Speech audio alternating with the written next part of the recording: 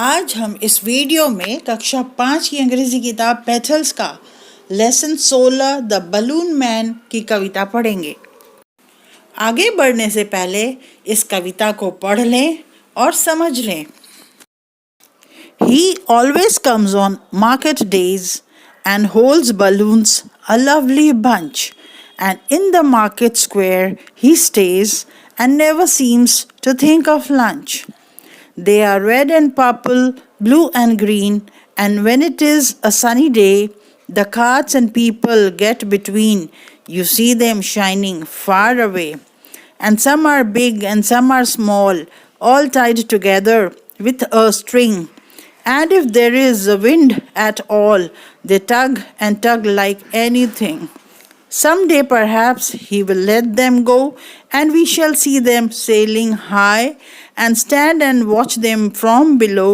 They would look pretty in the sky.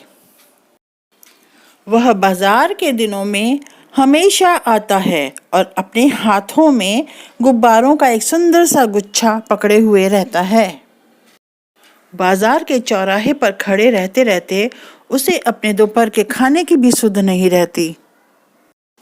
ये गुब्बारे लाल रंग, बैगनी, नीले और हरे रंग के होते हैं और जब सूर्य चमकता है और जब लोग और गाड़ियाँ बीचों बीच आ जाते हैं तो आप इन गुब्बारों को दूर से देख सकते हैं चमकते हुए। कुछ गुब्बारे बहुत बड़े होते हैं और कुछ छोटे, लेकिन सारे बंधे होते हैं एक डोरी से, और अगर कहीं हवा बहने लगती है तो ये सारे गुब्बारे आपस में ठस्सम ठुस्सी करते हैं। अब यह बच्चा सोचता है कि कभी न कभी गुब्बारे वाला इन सभी गुब्बारों को छोड़ देगा ताकि वह उन्हें आकाश में तैरते हुए देख सके और नीचे खड़े होकर वो आराम से इन गुब्बारों को, सुंदर सुंदर से गुब्बारों को आसमान में उड़ता देख सके। अब हम देखेंगे इस पाठ के कठिन और नए शब्दों के अर्थ यानी कि वर्ड मीनिंग्स।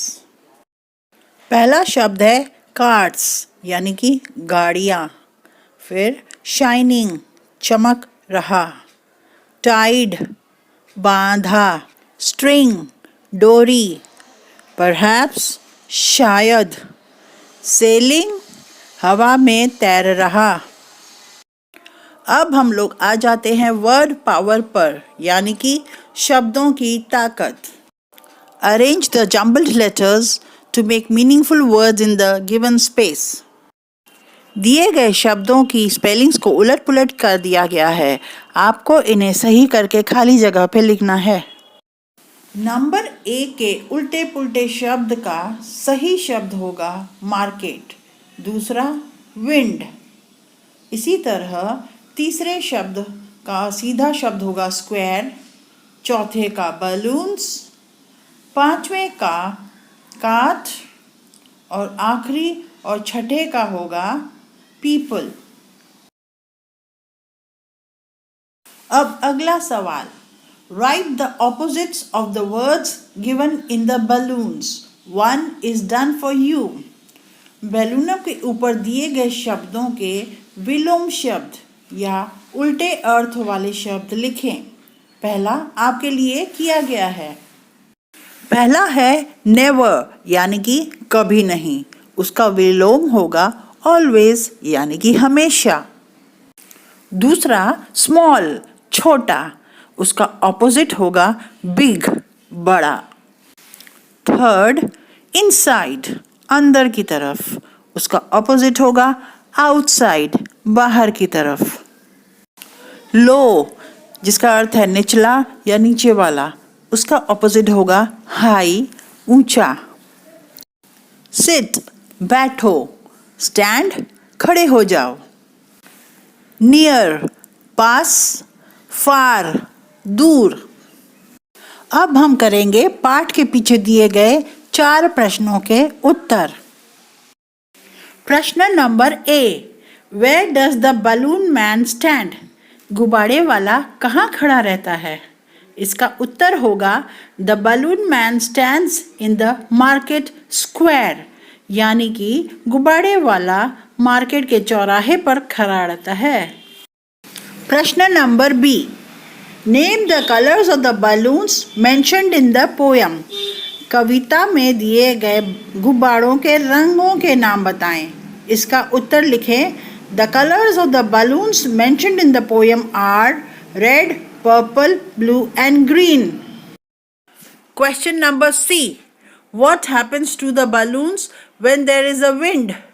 जब हवा बहती है तो गुब्बारों को क्या होता है? इसका उत्तर होगा when there is a wind the balloons tug and tug like anything. जब हवा बहती है तो गुब्बारे आपस में बहुत जोर से खींचातानी करते हैं।